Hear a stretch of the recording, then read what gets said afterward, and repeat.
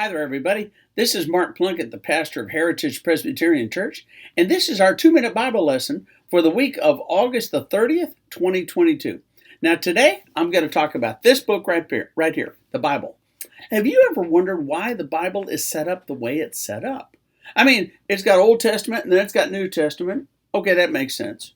And it starts with Genesis in the front, in the beginning, God created the earth. Well, okay, that's definitely the beginning. And then at the end, way back here, it has Revelation, and Revelation talking about the end of the world.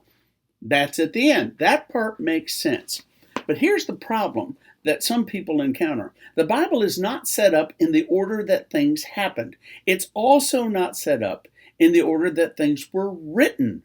There are books in this Bible that are really, really old, much older than when Genesis was written. Genesis was written by Moses, we think, around the year 1400 BC.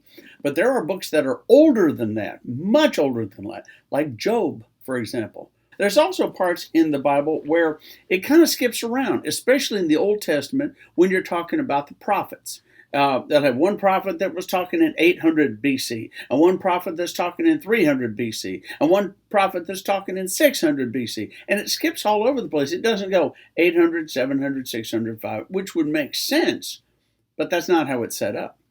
It's set up with the law, the first 5 books of the Bible, Genesis, Exodus, Leviticus, Numbers, Deuteronomy. Right? Then it has the histories.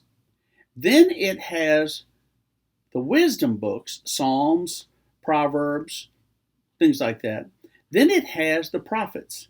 Then we skip to the New Testament. We have the 4 Gospels. We have the letters of Paul, the Pauline letters. In between there, we have the book of Acts that was written by the guy that wrote Luke. Now, if it was going to be in order, wouldn't you go Matthew, Mark, Luke, Acts, and then John? That's not how they did it. And after the Pauline letters are some other letters written by James and Peter and John and a couple of people, we don't know who wrote them. And then we get Revelation at the end. Well, like I said before, that makes sense.